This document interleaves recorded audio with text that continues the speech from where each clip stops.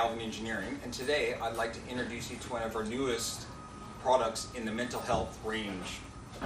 This particular product is a anti-vandal and anti-ligature shower head. So it's been designed so that there's no ligature points on it. It incorporates a standard shower, so you're taking a normal shower, and then also incorporates a hose connection that still maintains the anti-ligature feature of the shower.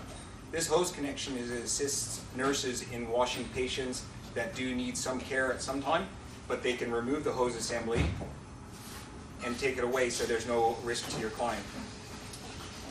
The hose assembly, when connected to the shower,